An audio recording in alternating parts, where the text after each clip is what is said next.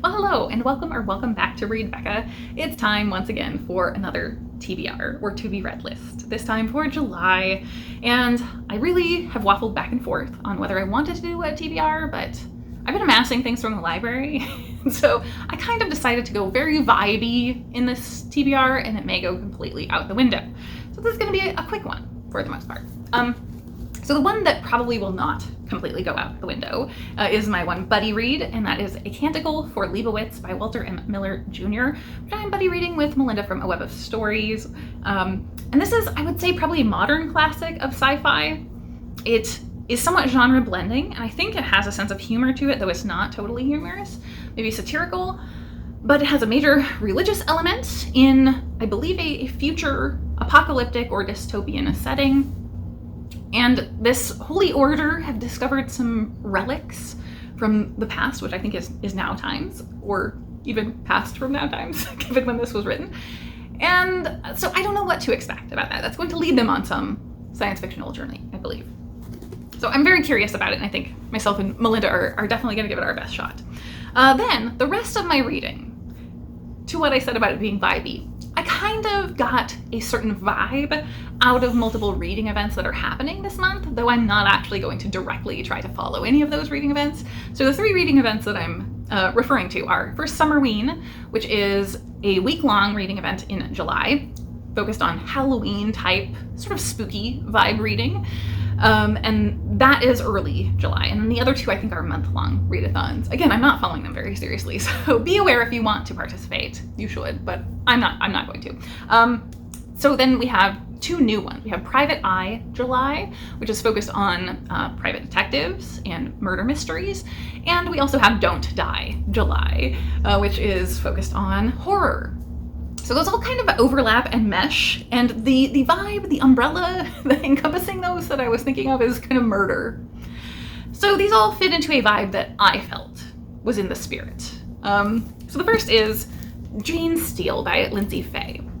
This one was super duper popular on BookTube like 10 years ago when it came out, I think, and I never got around to it, and I always have been intrigued. It's a retelling, or very loosely inspired retelling, of Jane Eyre.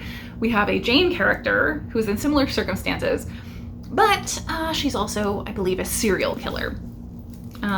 Reader, I murdered him. So begins Lindsay Fay's Jane Steele. So I think that sounds like a great time. I think this is going to be very, very entertaining, very fast-paced. This is kind of on the longer end, but I think it's going to be thrilling. And then we have, in similar vein, A Daughter of Fair Verona by Christina Dodd. And look at that cover, super duper pretty. I've never heard anybody talk about this one, so this was a complete cover grab, but and theme grab. This one is following the daughter of Romeo and Juliet. So they've survived. It's a retelling that reimagines the story, wherein their love story continues. They have a daughter, she has grown up, and they're trying to marry her off, but she keeps foisting her quarters off on other eligible ladies because she doesn't really want that. Until some duke that is after her shows up dead with a dagger in his heart. And so I presume that Romeo and Juliet's daughter here is going to be a sleuth who is solving the mystery of the duke's murder. Short one. I think it sounds very funny and rompy, probably, so I think that will be a good time. The next is a nonfiction book, Gardening Can Be Murder. This one is by Marta McDowell, and in fact, I have had this so long I have to get to this in the first week or so of July, because I picked this up from, this was on my TBR already, I was aware of this and was interested in reading it, but on the Nebulous TBR. And then in spring, it was on the library's like selections shelf from librarian picks. And I saw it there with all the gardening books and was like, oh, that's the one I want to read. I should just snag it. And so I snagged it in spring, and I still haven't read it. So this one very much is imminent TBR. And it is obviously about how poisonous poppies, sinister shovels, and grim gardens have inspired mystery writers. So it's all about real plants inspiring mystery writers. Sounds like a good time. And the last one is more on the horror end. This is The Night Guest by Hildur Knutsdatter. And this is actually the large print edition, which is why the cover is slightly different, but it's still very, very tiny. So I think this is really, really doable. This is translated by Mary Robinette Kowal, who is an author I love very much. And I've heard great things about this. This is very spooky. We're following a woman who is just very tired and like fatigued. And then she gets a step tracker and is racking up thousands and thousands of steps at night, and she doesn't know why. And so we're following her journey as she eerily finds out. I have desperately wanted to read this, and it's so short, I should be able to, since it came out recently. This is still in the new release area, so I think it's within the past year, certainly. But I know it has some maybe animal violence in here, so that has put me off actually picking it up. But I want to read it so bad, and I've heard fantastic things from everyone who has read it, so I'm really going to try to get to it, despite my concerns about animal stuff.